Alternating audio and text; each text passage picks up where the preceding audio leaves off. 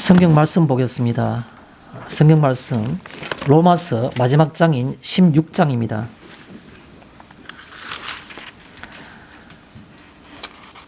주보에 적혀 있는 대로 로마서 16장 17절부터 20절까지 4개 우리가 요절을 한 절씩 교대로 읽었으면 좋겠습니다.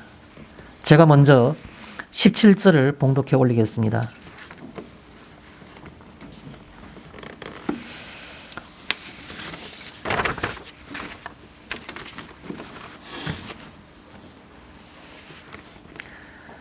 형제들아, 내가 너희를 권하노니 너희가 배운 교훈을 거슬러 분쟁을 일으키거나 그치게 하는 자들을 살피고 그들에게서 떠나라.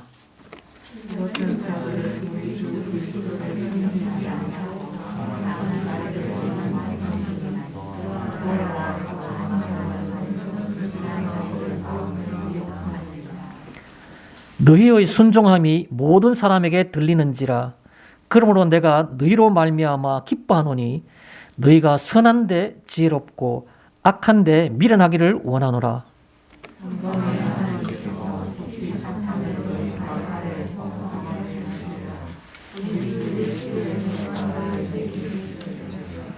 아멘. 오늘은 방금 우리가 살펴본 이 본문 말씀을 중심으로 너희를 권하노니 라는 제목으로 잠깐 말씀을 상고하고자 합니다. 너희를 권하노니. 먼저 우리가 이 성경 말씀의 본문에 대해서 그 배경을 한번 살펴보고자 합니다. 우리가 오늘 읽어보지는 않았지만 우리가 얼핏 살펴보면 이 로마서 많은 사람들이 그렇게 집중하고 중요하다고 이렇게 말하고 있는 그 로마서가 이 끝을 맺는 이 시점에서 바울은 로마에 있는 교회에게 편지하는 마지막에 대단원의 끝을 내면서 안부를 계속 묻고 있습니다. 누구 누구에게 문안하라, 누구 누구에게 문안하라 이렇게 쭉. 앞에서도 특히 누구 누구에게라는 앞에다가 수식을 써서 왜 이 사람에게 문안하는지에 대한 것들도 소상히 적기도 하면서 인사에 대한 얘기를 쭉 하고 있습니다. 그런데 갑자기 16절까지 진행되던 문안 인사의 글이 뚝 끊기면서 17절에는 어떤 권면의 말씀이 나오는 겁니다. 형제들아, 내가 너희를 권하노니 라고 이렇게 표현하고 있습니다. 20절까지 하고 난 다음에 다시 또 21절에 보면 문안이 또 새로 이어지게 되는 겁니다. 무슨 말일까요? 많은 학자들은 이 부분에 대해서 아마도 로마서는 22절입니까? 거기 보면 이 편지를 기록하는 나 드디오도 주 안에서 너희에게 문안하노라 라는 그 표현이 있는 걸 볼 때 로마서는 바울이 말로서 이렇게 얘기를 하고 그것을 드디오라는 사람이 그걸 대필 하는 것으로 이미 성경에 우리가 많은 학자들이 기억하고 있죠. 여기에도 22절에 근거가 있습니다. 이 편지를 기록한 대필한 이 드디오도 이렇게 표현하고 있죠. 드디오가 계속해서 대필하고 있었는데 이 로마서 16장 17절에서 20절 사이 이 4개의 이 구절은 갑자기 많은 학자들이 추측할 건데 바울이 잠깐 이제부터 내가 쓸게 본인이 직접 쓰기 시작한 겁니다. 그래서 이게 쓰고 난 다음에 그 다음에 드디어 계속 쓰니까 그 다음에 드디어가 22절에 가서 이 편지를 대필하는 나 드디어도 이렇게 표현하고 있는 겁니다. 그래서 아마 많은 학자들의 생각이 맞을 거라고 저도 그렇게 추측합니다. 왜 그랬을까요? 이 로마서의 주옥 같은 어떤 그런 구원의 도리, 구원의 진리들을 다 설명함에도 불구하고 그때도 그냥 담담하게 바울이 그냥 담담하게 계속해서 드디어로 하면 대필하게 했던 그 바울이 왜 갑자기 자기가 직접 썼을까요? 무언가 이 부분에 대해서는 강조하고 최후의 어떤 그런 권면이랄까요? 어떤 절박한 어떤 권면이랄까요? 최후의 절박한 권면 이렇게 표현하면 제일 적절하겠죠. 앞에 나오는 기독교가 무엇인지 구원의 도리가 무엇인지도 중요하지만 자기가 그때까지도 대필하게 했던데 불구하고 이 부분을 자기가 직접 쓰겠다는 말하는 것은 그만큼 절박한 심정으로 강조하고 싶어서 그렇게 했다라는 생각입니다. 그래서 우리가 로마서 16장을 그냥 무난 인사로 끝나는 장이라고 얼핏 넘어가기에는 너무 중요한 부분을 놓치기 쉬워서 그래서 오늘 제가 이 본문을 택한 겁니다. 그래서 이런 성격이 있는 것이 바로 바울이 이 마지막 로마서의 결론에서 내리는 부분이다라는 말씀입니다. 본문을 가지고 잠깐 뭐 다 아시는 내용이지만 한번 살펴보겠습니다. 17절에 보면 제일 처음에 이런 말이 나옵니다. 형제들아 내가 너희를 권하노니, 뭘 권한다는 말 합니다. 이 말은 바울이 내가 친필로 직접 글자를 쓸 정도로 강조하고 싶다 그 말입니다. 내가 너희를 권하노니 라는 말은 앞에도 여러 가지로 설명했지만 지금부터는 꼭 얘기하고 싶다는 거죠. 뭐라고 얘기하고 있습니까? 너희가 세운 교훈을 거슬러 분쟁을 일으키거나 그치게 하는 자를 살피고 그들로부터 떠나라 이렇게 표현하고 있습니다. 이때까지 너희가 성도로서 교훈을 배웠는데 그 교훈을 배웠는데 거기서부터 그걸 거슬러서 그걸 다르게 말하거나 왜곡시키거나 지금 우리가 받는 입장을 보면 성경 말씀이 기록된 대로 우리가 받아들이지 않고 현대에는 이 성경 말씀이 이렇게 해야 되는 것이다 라고 그것을 기록한 것을 왜곡시키거나 더하거나 첨가하거나 빼버리거나 그래서 이단이 생기는 겁니다. 시작은 항상 성경으로부터 시작하는 겁니다. 기록한 대로 시작했다가 약간 변경시키는 것이 바로 이단인 겁니다. 그래서 너희가 배운 교훈을 거슬러 분쟁을 일으키거나 왜 분쟁을 일으키는 겁니까? 아니다 성경 말씀대로 해야 된다라고 말하면 갈등이 생깁니다. 아이고 고지식 하기는, 아이고 율법적이기는, 그렇게 표현하면서 자신이 마치 바른 어떤 성경 해석을 하는 것처럼 현대 표현을 하면, 과거에 바울이 썼을 때 같은 경우는 바른 교훈을 하는 것처럼 듣도 보도 못한 것들을 끄집어내가지고 그렇게 얘기하는 겁니다. 그래서 분쟁이 생기게 하는 겁니다. 또 그렇게 거치게 하면 그 과정을 거치게 하는 거죠. 거치게 하는 그런 자들을 살피고, 잘 살펴라. 우리 주변에 보면 분명히 있다는 겁니다. 그래서 그런 자를 살피고 그들에게서 떠나라는 겁니다. 인간적으로 정으로는 또 우리 과거에 했던 그의 어떤 그런 교회의 어떤 그 충성한 바로는, 우리 교회의 기여한 바로는, 또 내 믿음에 굉장히 도움을 줬던 사람인데 그게 아무 의미 없다는 겁니다. 믿음의 스승이고 믿음의 멘토 그런 말들을 곧잘 하는데 그건 아무 의미가 없는 겁니다. 무엇이 의미가 있는 겁니까? 말씀이 중요한 겁니다. 교훈을 배웠으면 배운 그 교훈이 중요한 겁니다. 성경 말씀, 교훈, 내가 알고 있는 그 지식, 그게 중요한 겁니다. 근데 그들에게서 떠나라 말한 겁니다. 인간적인 어떤 관계들도 그것을 넘을 수는 없다는 겁니다. 그 다음 18절에 보면 뭐라고 되어 있습니까? 이 같은 자들은, 이런 사람, 자기 주장을 하면서 배운 교훈을 뭐가 분쟁나게 하는 이런 사람들은 우리 주 그리스도를 위하는 것이 아니며 다만 그들의 배만 위하나니. 거기서 배라는 것은 그 사람의 먹는 배 그 안에 속에 있는 그걸 말하는 거예요. 배. 자기들의 배만 위하는 것이니, 배만 위한다는 말은 무슨 말이겠습니까? 육신적인 욕구, 본능적인 어떤 동물적인 어떤 욕망, 인간적인 욕심, 또 자기 중심적인 인본적인 그런 어떤 그 이익, 그런 것을 추구하는 이라는 겁니다. 우리 모습이지 않습니까? 늘 성경 말씀을 사모하며 우리는 말씀대로 산다고, 하나님을 기쁘시게 하고 싶다고 그렇게 표현하지만은 어느 틈에 늘 그 자리에 그냥 맴돌다가 그 자리에 와 있는 겁니다. 보니까 또 그 자리입니다. 또 뱅뱅 돌다가 또 그 자리에 와 있는 겁니다. 자기들의 배만 위하는 자니니. 누구를 위하는 겁니까? 정말 하나님의 영광을 위한다고요? 근데 내 배만 부르면 만사가 다 편한 겁니다. 내 호주머니만 가득 차 있으면 모든 세상을 다 가진 것만 가는 겁니다. 내 자식이 출세하게 되면 나는 곧 죽어도 아무 여한이 없는 것 같습니다. 뭡니까? 자기만을 위한 것이죠. 그게 어떻게 하나님의 영광을 사는 것입니까? 19절에 그 뒤에 조금 더 보면 18절에 이 같은 자들은 우리 주 그리스도를 섬기지 않고 다만 자기들 배만 섬기나니 교활한 말과 아첨하는 말로 순진한 자들의 마음을 미혹하느니라. 자기만 그런 상태에 있는 것이 아니라 주변에 있는 사람들, 순수한 사람들도 마음을 흔들리게 한다는 겁니다. 그게 그 사람들 특징이란 겁니다. 마지막으로 그 뒤에 19절에 너희의 순종함이 모든 사람에게 들리는지라. 바울이 듣고 싶었던 게 바로 뭐냐 하면 여러 가지 소문이 있는데 그중에서 딱 한 가지 자기의 마음을 움직이고 가장 만족스럽게 했던 일이 하나 있는데 그게 바로 뭐냐 하면 너희의 순종함이란 겁니다. 로마 교회 교인들부터 들리는 소문을 들었는데 그중에서 내 마음 움직였던 가장 최고의 그 가치 있는 어떤 그런 소문, 그 얘기가 바로 뭐냐 하면 너희가 순종한다는 겁니다.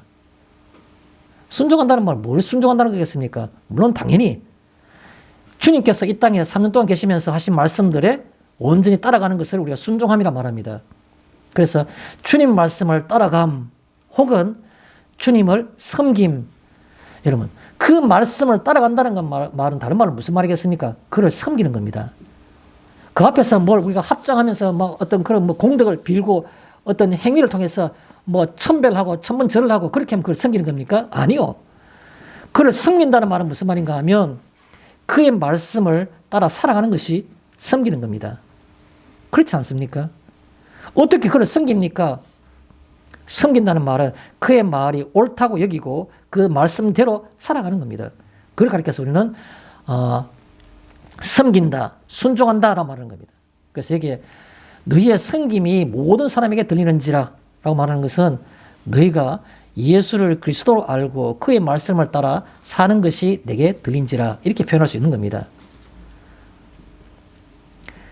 그러므로 내가 너희를 말미암아 기뻐하노니 여러분 기뻐한다는 말은 마음에 만족이 가득해야만이 기뻐할 수 있는 겁니다. 그냥 우리가 수사적으로 말 솜씨로 그냥 나는 기쁘다 이런 말로 표현한 게 아니고 바울이 자기 친필로 쓰면서 강조를 하면서 내가 기쁘다라는 말은 참 쉽지 않은 그런 표현이죠. 왜 기쁜 겁니까? 바로 그것 때문에 그로 말미암아서 내가 기뻐하노니 그러면서 하는 말씀이 뭡니까? 너희가 선한데 지혜롭고 미련한데 악한데 미련하기를 원하노라 이렇게 표현하고 있습니다. 선한 것이 뭡니까? 하나님과 관련된 것이 선한 겁니다. 하나님과 관련된 곳에 지혜롭다는 말은 무슨 말입니까? 내부적으로 깊이 아는, 지혜란 말은 아는 겁니다. 하나님을 아는 것을 지혜라 말하죠. 잠언서 그렇게 많이 표현하지 않습니까? 그래서 너희가 선한 데 지혜롭고 선한 것을 찾고 추구하고 그로 인해서 만족해하며 그렇게 사는 그런 것을 우리가 선한 데 지혜롭고라는 겁니다. 한번 선한 것에 내가 거기서 찾고 알게 되면은 그 가치를 알게 되므로 그 속에서 그거를 만족하며 기쁘게 살아갈 수 있겠죠. 그래서 선한데 지혜롭고 또 악한 데에는 미련하기를 원하노라. 악한데 미련하다는 말은 무슨 말이에요? 미련하다는 말은 우리가 흔히 국어 사전적으로 보면 둔한 사람을 미련하다 말하죠. 뭐 행동도 굼뜨고 이런 거 우리가 미련하다 말하지 않습니까? 무슨 말입니까?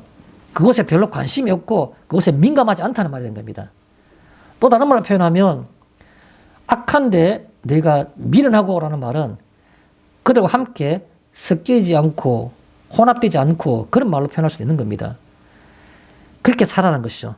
마지막으로 이제 위로의 말씀을 하시는 겁니다. 바울이 평강의 하나님께서 속히 사탄을 너희 발 아래 상하게 하시리라.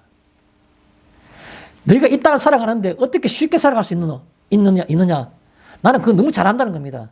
여러분, 믿는 사람이 진리를 따라 살아가는 것이 쉽습니까? 불가능에 가깝습니다. 세상에서. 그게 위로하고 있는 겁니다. 평강의 하나님께서. 하나님이 그렇게 살 때 너희 힘으로는 평강을 가질 수 없지만 하나님이 너희 속 사람에게 평강을 주신다는 겁니다.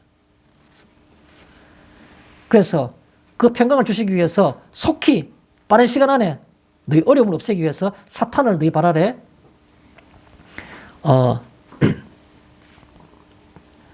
상하게 하시리라. 사탄을 제압해서 상하게 함으로써 너희 속에 평강을 주신다는 겁니다. 그것이 바로 뭐냐면 우리가 이 땅에서 주님 말씀을 따라 살며 섬기며 살아갈 때 하나님께서는 우리들에게 사탄을 억제해서 우리 발 아래에서 상하게 하심으로 가지는 것들 뭐라 말합니까? 우리 주 예수의 은혜가 너에게 있을지어다 라고 이렇게 마지막으로 축복을 하는 겁니다. 복을 빌어주는 겁니다. 바울이. 이게 오늘 본문의 말씀인 겁니다. 우리가 안에 들어가서 잠깐만 좀 더 상세하게 살펴보고자 합니다. 저는 오늘 이 본문을 시작하기 전에 서론의 마지막으로 한 개 질문을 드리고 싶습니다. 우리가 믿음 생활할 때 우리 믿음 생활에서의 어려운 점은 무엇입니까? 이렇게 여쭙고 싶습니다. 믿음 생활의 어려운 점은 무엇입니까? 라는 겁니다. 이 당시에 바울이 편지했을 때 로마 교회 교인들은 몇 가지 어려움이 있었겠죠. 성경학자들은 표현하기를 한 두세 가지 어려움이 있었을 것이다. 첫 번째가 바로 뭐냐면 이단에 의한 어떤 어려움들. 그 당시 영지주의. 영은 눈에 보이지 않는 영은 선한 것이고 육은 악한 것이다라는 이분론적인 그 영주주의가 팽배할 때 헬라 문화의 어떤 바탕을 두고 있는 그 영주주의가 그렇게 하다 보면 그것이 마치 성경과 혼합이 되어서 이상한 형태의 그런 기독교로 계속해서 그 진리가 왜곡되어 있었는 겁니다. 그래서 그런 영지주의에 의한 어떤 그런 이단의 어떤 그런 어려움들, 그걸 분리하기가 쉽지 않았을 것이다. 또 하나는 뭡니까? 아직까지 남아있는 예수 그리스도는 다윗의 자손이고 유대교, 구약의 모든 것들을 다 받아들여야 한다는 거죠. 구약에서 나오는 모든 제사법들, 그리고 해야 될 어떤 그 지켜야 할 율법들, 또 할례, 이런 문제들을 다 받아야만이 그게 실제로 예수 그리스도를 온전히 믿게 되는 것이다라는 유대교의 어떤 그런 흔적들과 어떤 자국들, 이런 것들이 교회를 계속 어렵게 하는 겁니다. 그래서 이런 것들, 그것도 바로 신앙생활에 힘든 것이었죠. 마지막 세 번째 뭡니까? 그때나 지금이나 공통적으로 말하는 겁니까? 세상적인 유혹입니다. 여러분, 눈에 보이는 게 세상이고 만나는 사람이 세상 사람들인데 어떻게 어렵지 않을 수가 있습니까? 삶이 그렇게 어렵지 않으시다고요? 신앙에서 먼 겁니다. 그렇지 않습니까?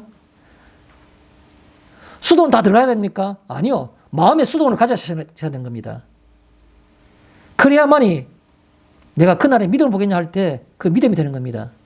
가질 수 있는 겁니다. 겉으로 다 똑같아요. 누가 믿음이 있는지, 누가 믿음 생활 잘하는지 알 수가 없잖아요. 그런데 기존에 있는 겁니다. 내 마음 속에 구별되는 수도원이 내가 수사가, 수녀가 그런 어떤 것으로, 그런 어떤 모습이 내 마음 속에 구별되지 않고는, 여러분, 교회가 뭡니까? 늘 우리가 설교 말씀할 때 그런 말씀 많이 들었지 않습니까? 교회는 에클레시아라는 말은 에크라는 말은 헬라어로서 뭐로부터 프롬이란, 영어의 프롬이라는 단어부터 한 겁니다. 세상으로부터 구별된, 분리된 그게 바로 교회란 겁니다. 분리되지 않고 어떻게 여러분들이 그 속에 동화돼 살면서 어렵지 않게 살면서 우리가 한 명의 교회로 살 수가 있는 겁니까? 오늘도 주님 평안 아니면 못 살고 내일 하루도 주님 평안을 의지 않고는 내가 살 수 없다는 그 삶 속에서 온전히 성도의 삶이 가능한 것이지, 오늘도 지치고 내일도 지치고 그러다 보니까 내가 약간은 동화하고 한 발은 여기에 한 발은 저기에 좀 덜 지치게, 그것은 성도의 삶이 아닌 겁니다. 죄송합니다. 저도 그렇게 살고 있는지 잘 모르겠지만, 그래서 우리의 믿음 생활의 현실이 뭐냐는 것을 한 번쯤 생각해보는 오늘 하루가 됐으면 좋겠습니다. 내 믿음은 과연 어떤 것인지, 내 믿음 속에서 어려운 점은 무엇인지, 그 어려움은 내가 어떻게 극복하고 있는지, 어떻게 내가 그걸 분리하고 있는지, 이런 부분들이 우리 살펴보는 그런 시간이 되었으면 좋겠다는 겁니다. 본론으로 들어가겠습니다. 17절에 마지막 부분에 이런 말씀이 있죠. 그들에게서 떠나라라는 겁니다. 제가 오늘 제목도 그들에게서 떠나라라고 17절 마지막에 있는 부분을 갖고 좀 설명하고자 합니다. 그들에게서 떠나라. 여러 가지 그런 문제에서부터 떠나라는 겁니다. 분리되어야 되는 겁니다. 여러분, 성도는 좀 추상적인 표현 같지만 외로워야 되는 겁니다. 주님 이외에는. 그렇게 즐겁고 그렇게 함께한 사람이 많아가지고는 성도가 아닌 겁니다. 제가 볼 때. 성격으로 모질어서 외로운 것은, 그것은 인격적인 문제이고 신앙적인 것이 아닙니다. 아시지 않습니까? 여기서 말하는 건, 그들에게서 떠나라는 말은 무슨 말입니까? 죄와 그리고 비진리로부터의 분리를 의미하는 겁니다. 죄와 비진리로부터의 분리. 죄로부터의 분리는 눈에 잘 보이니까 쉬워요. 그런데 비진리로부터 구분하기는, 분리되기는 쉽지 않습니다. 무엇이 진리이며 무엇이 비진리인가에 대해서는 끊임없이 성령의 도우심을 우리가 기도해야 되겠죠. 그래서 구분할 수 있는 영적인 눈을 갖춰야 되겠죠. 그래서 그래서 여기 말하고 있는 그들에게서 떠나라는 말은 바로 죄와 비진리로부터의 분리라는 겁니다. 죄로부터 분리는 뭡니까? 창세기 19장에 무슨 얘기가 나옵니까? 창세기 19장에 보면 하나님께서 죄악의 땅, 소돔 땅에 불로 심판하시는 광경이 나옵니다. 그때 하나님께서 그의 자녀 롯을 구출하시기 위해서 그 소돔 땅에서 나오게 하시는 겁니다. 나오라고. 모든 자기의 재산과 모든 가축들과 모든 것들이 다 거기 있는데 그거 다 버려두고 내 가족만 데리고 빨리 이 성을 떠나라고 하는 겁니다. 죄로부터의 분리인 겁니다. 성도는, 하나님의 백성은, 하나님의 자녀로 살기 위해서는 때로는 모든 것을 포기하고 분리될 때가 있는 겁니다. 내 명예도, 내 앞으로 출세할 수 있는 어떤 그런 내 그 가능성도 어떤 때에는 다 포기하고 분리해야 되는 겁니다. 그게 바로 그들에게서 떠나라는 겁니다. 뭘 위해서요? 진리를 위해서. 하나님 자녀로서의 참된 가치 있는 삶을 위해서 포기할 건 포기해야 된다는 것이죠. 어떻게 쌓은 내가 그긴데, 내가 이제 1년만 지나면 내가 승진할 수 있는데 어떻게 쌓은 건데, 그냥 그게 비진리라면 포기해야 되겠죠. 그래서 그들에게서 떠나라는 말은 죄와 비진리로부터의 분리라고 표현할 수 있습니다. 또 그리고 두 번째는 확실한 이탈이라고 표현하고 싶습니다. 롯, 창세기 19장에 그 롯이 소돔 땅에서 피하는데 좀 우리말로 표현하면 민기적거리면서 미래에 남아가지고 계속 안 떠나려고 합니다. 주의 천사들이 재촉해가지고 등을 밀어가지고 소돔에서 떠나게 하는 겁니다. 들판에 나왔는데 그의 아내 롯의 처가 어떻게 하는 겁니까? 그 미련을 버리지 못해가지고 뒤돌아보는 겁니다. 뒤돌아보지 말라고 하나님께서 말씀하셨는데, 그래서 소금 기둥이 되었다 말하죠. 성경에 그렇게 기록되어 있죠. 뭡니까? 우리의 마음속에서는 아직까지도 그 세상이라는 내가 굉장히 익숙한, 내가 이때까지 성장하면서 늘 자라왔던 내 삶의 터전, 바탕과 같이 익숙한 그 무엇, 재미있는 그 무엇이 내가 계속해서 유혹하는 겁니다. 내가 거기서 분리된다는 것은 얼마나 외로운 길이고 내가 그래서 살 수 있는가, 불가능한 거 아닌가라는 어떤 그런 의심을 주면서 헐깃 돌아보고 싶은 생각이 한두 번이 아닌 겁니다. 그 대중문화, 그 세상적인 어떤 그런 모든 어떤 달콤함들, 확실한 이탈, 이게 바로 그들에게서 떠나라는 겁니다. 확실한 이탈. 모든 것을 다 버려두는 확실한 이탈. 한 다리 걸고 이쪽에 하지 마시라는 겁니다. 또 하나, 그들에게서 떠나라는 것의 마지막으로 제가 표현하고 싶은 것은 바로 바른 지향점을 이렇게 표현하고 싶습니다. 바른 지향점을. 그냥 떠나는 것만 아닌 겁니다. 너는 빨리 떠나서 저 산으로 피신하라. 그래서 소돔에서 떠나는 그 롯이 건너가는 그 땅 이름을 하나님께서는 소알이라 했습니다. 소알. 소돔에서는 소알로 떠나라고 한 겁니다. 반드시 확실한 지향점이 있어야 되는 겁니다. 소돔에 머물러서 떠나는 것만이 중요한 게 아니고 내가 바른 지향점이 뭐냐는 겁니다. 세상과 등을 지고 내 마음에 수동을 쌓으며 그렇게 내가 살겠다라고 말하면 그림 가지고 하나님을 어떻게 섬길 것이냐, 그의 말을 어떻게 순종할 것이냐라는 이게 바로 바른 지향점이 될 수 있겠죠. 그렇게 사는 것이라는 겁니다. 여러분, 오늘 성경 말씀을 생각하면서 여러분 어떤 생각이 드십니까? 아마 제가 혼자 그 쓸데없는 걱정을 하고 있는지 잘 모르겠지만 혹시 성도님들께서 이런 생각을 할까 해서 조금은 염려스럽습니다. 목사님, 그런 말씀은 수도 없이 많이 들었어요. 수십 번, 수백 번 들었어요. 이렇게 아마 생각하시는 분도 있을 겁니다. 무슨 이해하지 못할 얘기가 있습니까? 아주 가장 쉽고 가장 원론적인 얘기들입니다. 그래요? 그렇습니까? 그러면 하나님께서 왜 오늘 우리들에게 이 성경 말씀을 생각하게 하실까요? 바울은 왜 친필로 강조하고 싶었을까요? 여러분, 북쪽 이스라엘이 구약시대 때 먼저 멸망을 하고 남쪽 유다가 그 이후에 멸망했죠. 북쪽 이스라엘이 멸망할 때 아수르라는 그 초강대국, 그 당시에 온 중동을 다 다스리는 초강대국 제국에서 멸망을 당했는데 불구하고 꿋꿋하게 200년 이상을 남쪽 유다 나라는 멸망하지 않았어요. 하나님께서 여러 가지 기적으로 그를 지키시고 도우심으로. 그런데 유다 나라도 결국은 멸망했지 않습니까? 수백 년 후에 어떻게 멸망했습니까? 하나님의 수많은 선지자를 통해서 너희가 영적으로 음란하다고, 우상 섬기지 말아라고, 이것은 잘못됐다고. 구약시대 때 수많은 선지자들이 계속 남쪽 유다의 멸망을 하나님의 경고를 전했는 겁니다. 성경 예레미야서 읽어보셨습니까? 예레미야가 어떻게 했습니까? 하나님 뭐라고 말씀하더냐? 물은 겁니다. 하나님 이렇게 말씀합니다. 듣고 만사에 겁을 낸 겁니다. 그러면서 다시 이런 얘기 하지 마라. 너만 하나님 아는 게 아니라 우리도 하나님 안다. 왕이 그 종일 보자 했어요. 보여주니까 마음이 불편하다고 찢어가 화로에 불을 태워버린 겁니다. 그게 어제 한 번, 두 번이었습니까? 예레미야서 한번 보십시오. 수도 없는 순간들 몇 번이고 묻고 또 묻고 묻고 또 묻고 묻고 또 묻고 어떻게 되겠느냐? 어떻게 되겠냐? 그때마다 예레미야는 너희가 이같이 하면 멸망한다고 계속 말한 겁니다. 그런데 그때 예레미야 말씀을 듣고 마음을 다잡고 여호와 앞에 회개하자고 말하는 사람이 한 명 있었습니까? 수많은 백성들이 온 성자들의 말과 외침이 온 예루살렘 거리에 그렇게 충만하게 있었음에도 불구하고 회개한 사람은 아무도 없었는 겁니다. 여러분 무엇을 생각하십니까? 내가 늘 듣던 말씀이라고요?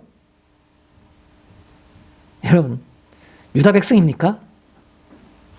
마음은 조금 불편한데 그렇게 사는 거 나도 안다고 알면 그렇게 살아셔야 되죠. 행치 않는 것이 문제인 겁니다. 우리가 어떻게 살 수 있습니까? 행함으로, 주를 섬김으로, 말씀대로 삶으로 그렇게 우리가 살아가는 겁니다. 이 말씀을 처음 듣는 말씀이 아니라 바울이 그렇게 강조하고 싶었던 기독교 교리보다도 더 강조하고 싶었던 아마 그랬을지도 모르는 겁니다. 그래서 그가 친필로 유일하게 이 부분을 썼는 겁니다. 뭐라고요? 행하라고. 그렇게 살라고. 그런데 우리는 다 듣던 말이네. 좋은 말이네. 오늘 특별한 게 없어. 제가 이런 말은 조금 어긋날 수도 있는데 우리 교회 설교 동영상이 지금 아마 보니까 한 100개는 채 안 될 것 같고 한 80개 정도 제가 모르겠어요. 하여튼 뭐 수십 개 될 겁니다 아마. 그런데 그 중에서는 조회수가 굉장히 높은 것도 있어요. 조회수 높은 거는 제가 잘 모르겠는데 한 150회 이상 줘야 되는 한번 생각해 보십시오. 그건 우연한 일이 절대로 아닙니다. 그래서 제가 조회수가 굉장히 높은 조회수가 굉장히 낮은 것들은 열 몇 번밖에 없어요. 조회수가 중요한 건 아닌데 왜 이건 이렇게 많이 들었을까? 제가 한 번씩 가끔 봐요. 뭔지 아십니까? 지식적인 얘기. 헤롯 가게에 헤롯이라는 이름이 굉장히 많은데 어떤 헤롯 대제부터 시작해서 헤롯 안디바바, 헤롯 아켈라오, 헤롯 빌립 쭉쭉쭉쭉 내려가가지고 그 계통도 설명하고 이런 것들. 내가 다른 데에서는 좀 힘들었는데 이게 성경 지식으로 한국 교회 교인들, 일반 평신들이 가장 좋아하는 게 뭡니까? 성경 공부입니다. 공부. 지적인 것 쌓고 또 쌓고 쌓고 또 쌓고 또 쌓고 쌓고 쌓고 또 쌓고 계속 쌓는 겁니다. 머리 지식 가득한 겁니다. 아마 오늘도 이 말씀을 들으면 아마 조회수가 뚝 떨어질 겁니다. 크네요. 그게 중요한 게 아니지 않습니까? 조회수가 한 명 들으면 그게 중요한 게 아닌 겁니다. 뭡니까?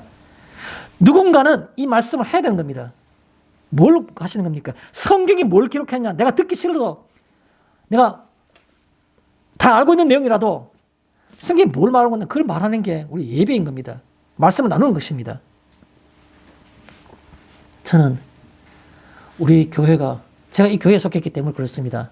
적어도 하나님의 섬김에 대해서 예수 그리스도를 믿는다는 그 삶에 대해서 뭔가 바른 알미라는 것은 삶이 따라오는 것이겠죠. 바른 알미 있었으면 좋겠다는 생각이 있습니다. 자, 그 다음에 안으로 들어가서 그들에게서 떠나갈 때 소제목으로서는 교훈을 거슬러라는 말이 있습니다. 교훈을 거슬러라는 17절에 있는 말씀은 기록된 것과는 다른 이런 겁니다.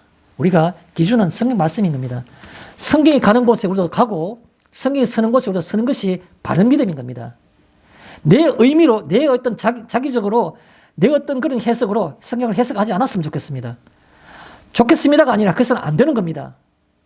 성경 말씀 그대로를 받는 것. 그걸 가르쳐서 우리는 기록된 바와 같이, 기록된 바와 다른 그렇게 표현할 수 있는 겁니다. 교훈을 거슬러라는 말은.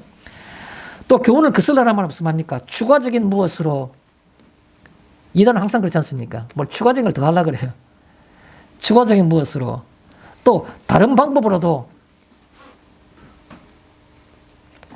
내가 곧 길이요 진리요 생명이니 나로 말미암지 않고는 아버지께로 올 자가 없다라고 말씀하시는데 다른 종교에서는 옆길도 있다. 산의 정상에 올라가는 것은 꼭 오른쪽으로 가는 것이 아니라 왼쪽에도 길은 있다. 소위 말해서 종교 다원주의죠. 다른 방법으로도 하는 겁니다. 그게 교훈을 거슬리는 겁니다. 여기 교훈을 거슬러라는 것에 마지막으로 저는 이렇게 표현하고 싶습니다. 사망의 궤도 위에서 이렇게 표현하고 싶습니다.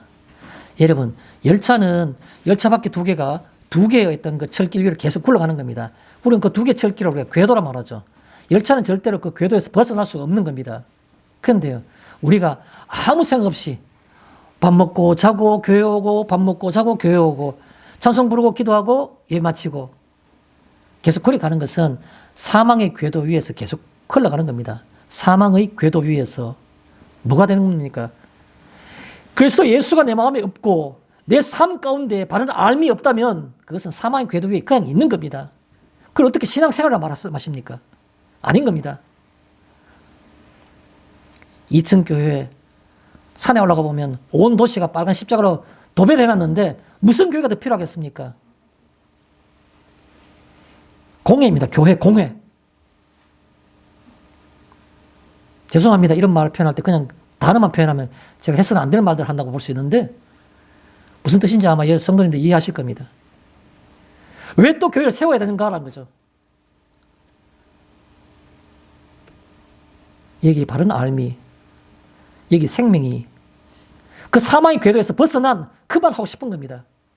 그거 아니면 우리는 잘못하고 있는 큰 죄인이 되는 겁니다. 그렇지 않습니까? 우리가 무슨 권리로 무슨 어떤 그런 미사유고를 통해서 우리를 합리화시키려고 합니까? 이 교회가 바른 삶과 바른 알미 없는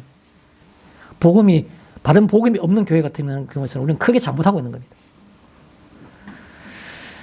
두 번째로 배만 섬기나니라는 말을 우리가 어떻게 표현하겠습니까? 동물적인 욕구만을 가는 겁니다. 먹고 자고 내가 평안히 눕고 평안히 배부르리라. 그건 동물적인 것이 뭐가 다릅니까? 인본적인 욕망으로 내가 잘 살아야지 내 자식에게 무엇도 챙겨주고 그것뿐입니까? 내 손자에게 내 증손자에게 뭐 챙겨주고 싶은 게 한두 가지가 아닌 겁니다. 그걸 어떻게 인본적인 욕구가 아니라고 말씀할 수 있습니까? 인본적인 욕구만으로 인본적인 욕망으로 그게 바로 자기들의 배만 섬기나니라는 말입니다. 자기 중심적 삶으로 삶의 목적은 항상 그런 뜻입니다. 삶의 목적은 항상이에요. 내 자식에게 밥숟가락 두 숟가락 들어가게 하고 내 손자에게 집 한 채 물려주려고 그러고 그게 인생의 목표이십니까? 목적은 항상 그게 바로 배만 섬기나니라는 말입니다. 목적은 항상 같아요. 무슨 말하고 어떻게 하더라도 둘러가더라도 결국은 항상 그곳에 가 있어요. 자기 만족. 나.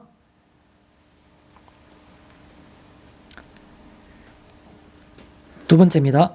19절에 너희의 순종함이라는 것에 대해서 좀 말씀드리겠습니다. 너희의 순종함이 너희가 순종하는 것을 들었다. 모든 사람에게 들렸다. 이렇게 들리는지라 이렇게 말했는데 바울은 너희 순종함이란 말 무슨 말입니까? 물론 제가 아까 서론에서 잠깐 설명했습니다. 순종은 믿음으로부터라는 겁니다. 순종은 믿음으로부터. 여러분 순종이 내가 교회를 한 5개월쯤 나오다 보니까 이제는 교회 물도 좀 먹고 다른 사람들을 보기에 좀 그러니까 이제부터 내가 이렇게 해야지라고 생각하는 것들은 사람의 눈을 의식하는 것이지 믿음에 의한 것이 아닌 겁니다. 내 행위가 바뀌고 내 삶이 바뀌는 것은 믿음에 의해서 바뀌는 것만이 그것이 바른 삶인 겁니다. 내가 장로 아들이니까 내가 목사 아들이니까 내가 교회를 20년 믿었으니까 이렇게 해야지 이 정도는 해야지 아니요. 내 마음속에서 예수 그리스도를 믿는 믿음에 의해서 생겨나는 자연스러운 어떤 그런 행위가 그게 바로 옳은 것이죠. 순종하는 것이 너희의 순종함이라는 것은 바로 순종한 믿음으로부터 내가 예수 그리스도를 섬기는 것들 그의 말씀을 따라 살아가는 것들 이건 바로 믿음으로부터 난 것이라야지 살아있는 순종이라는 것입니다. 순종은 믿음으로부터라는 뜻입니다. 내용이 뭡니까? 너희의 순종함이라는 게 바로 그리스도를 섬긴다는 섬김이 너희의 그 순종함이라는 말 다른 말로 그리스도를 섬김이 이렇게 표현할 수 있습니다. 그리스도를 섬기는 것 그것이 바로 너희의 순종함이라는 겁니다. 내가 어떻게 오늘 하루 한 번이라도 예수 그리스도답게 내가 순종할 수 있는가? 그의 말씀에 순종할 수 있는가? 이것처럼 아름다운 거 어디 있겠습니까? 성도의 기본이 어디 있겠습니까? 내가 허구한 날 수많은 날들 내가 이렇게 의미 없이 살았지만 늘 그 답답하게 살았지만 오늘 하루, 한 시간, 이 시간만이라도, 이 순간만이라도 내가 주님을 생각하며 주님이 내게 뭐라고 말씀하실지 이렇게 하겠다고 하는 것. 그게 바로 너희의 순종함이 모든 사람에게 들리는 것, 내용이 되는 겁니다.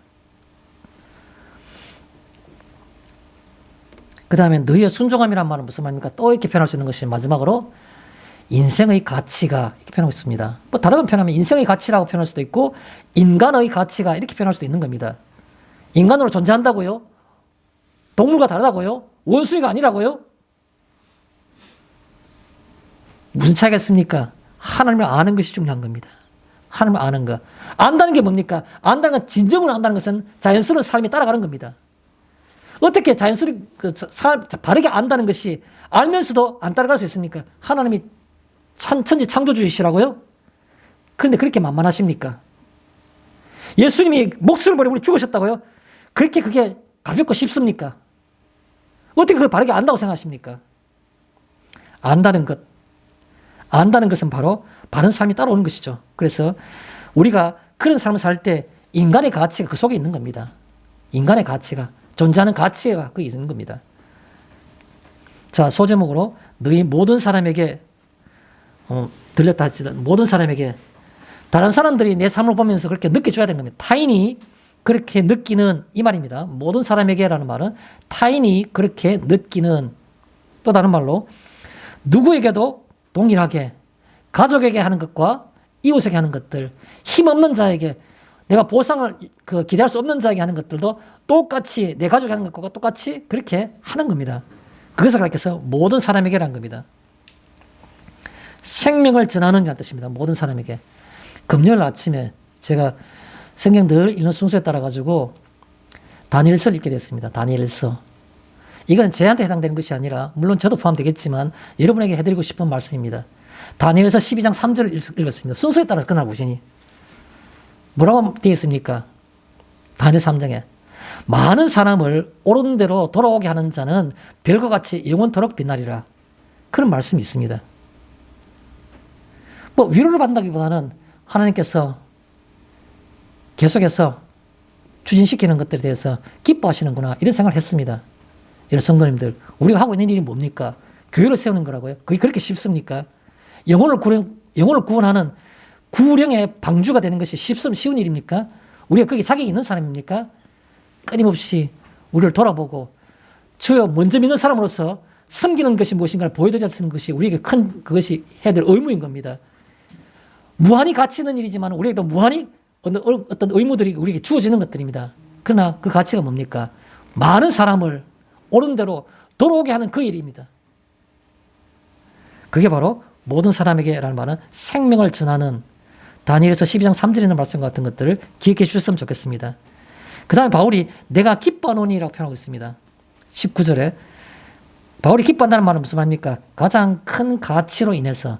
바울은 아마도 자기가 편지글 쓰는 모든 교회에 대해서 듣고 있는 가장 큰 기쁨이 뭐냐면 바로 하나님 말씀을 깨닫고 예수를 구주로 믿어서 그를 따라 살아간다는 것, 그를 섬긴다는 것, 그 말 듣는 게 아마 가장 기뻤을 겁니다. 그래서 가장 큰 가치로 인해라는 겁니다.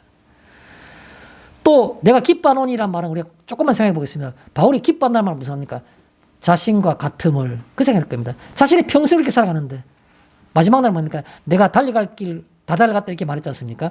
자기만 혼자 그 길을 참 꾸꾸하게 가고 있었는데 옆에 자기가 전했던 복음을 들은 사람들이 똑같은 길을 가고 있다는, 그보다 더 기쁜 일이 되겠습니까? 그래서 내가 기뻐하노니란 말은 나와 같음을, 내 길을 같이 감을, 그 말일 겁니다. 나와 같이 같음을, 나와 같이 감을, 나와 같음을, 그 말이죠. 내가 기뻐하노니란 말은.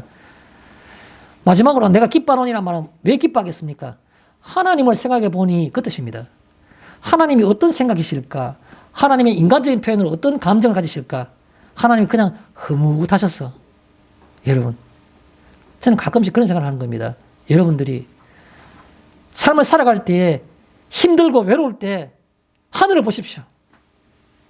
하나님이 어떤 표정이실까를 보십시오. 그 어려운 가운데에서도, 외로운 가운데에서도 하나님 우리를 보시면서 다른 사람 볼 수 없는 표정으로 싱긋이 웃으시는 것이 안 보이십니까? 바울도 마찬가지입니다.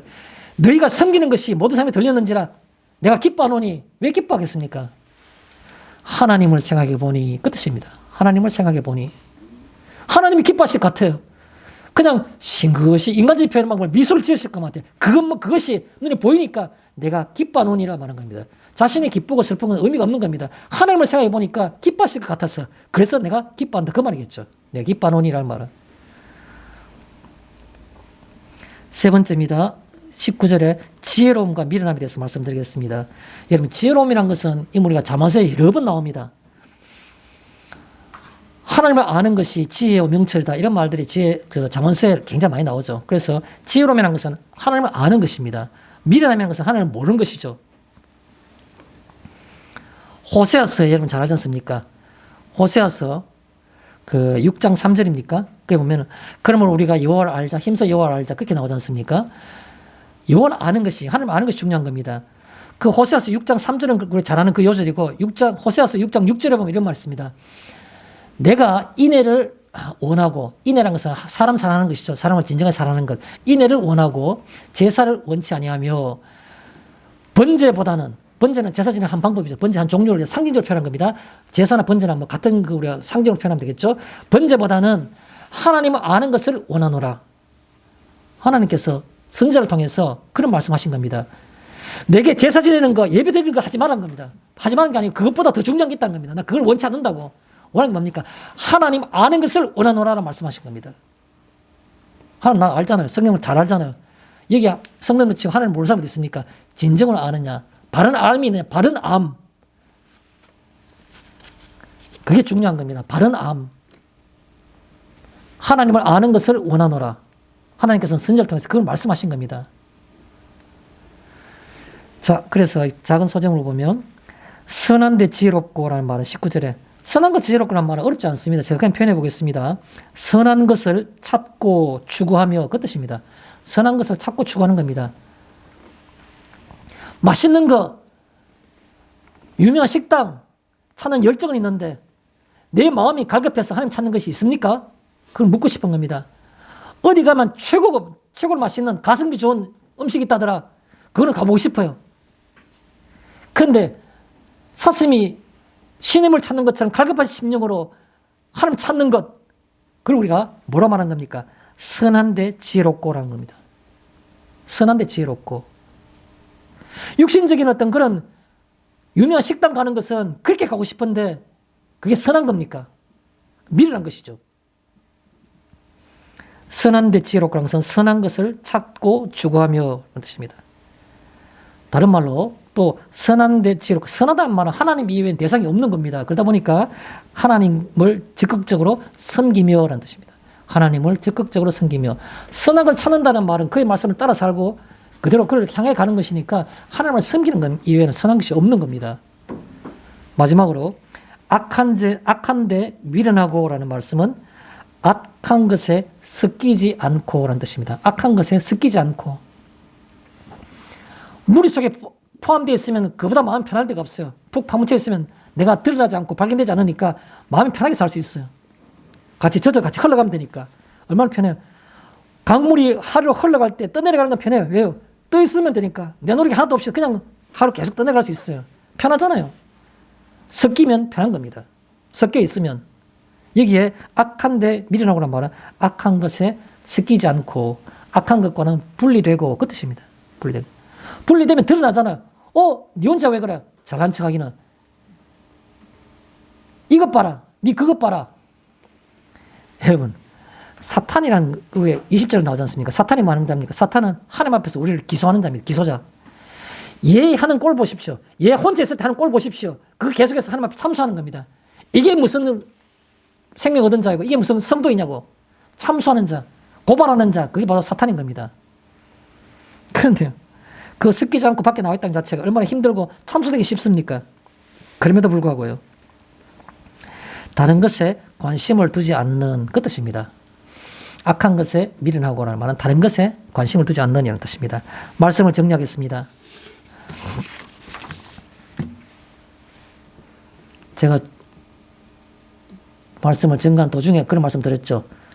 또 그렇게 생각하시면 됩니다. 지극히 당연한 말을 별다른 성경 지식도 하나도 없는 말을 그걸 성경에 설교를 준비했다고 하는 거냐? 설교 안 들어도 나는 그거 다 알고 있는 내용이다. 또 그런 얘기 하느냐? 또 그 생각하십니까? 성경에 있는 말씀이 진리이기 때문에 그 진리 그냥 저는 증거할 뿐입니다. 또라는 생각하지 안 했으면 좋겠습니다. 또 유다의 멸망이 어땠습니까? 수많은 선자들의 외침이 예루살렘 거리에 가득했음에도 불구하고 예루살렘은 멸망을 당한 겁니다. 또라는 말씀 안 했으면 좋겠습니다. 세상 가운데 사실 때 현실행시 얼마나 힘듭니까? 또 유형교회 가운데 많은 사람들이 그냥 큰 무리를 지어서 하는 일정한 패턴이 있는 겁니다. 그 속에서 벗어나기 얼마나 힘드십니까? 그러나 결론적으로 저는 이렇게 똑같은 얘기, 잘하신 내용을 정리하겠습니다.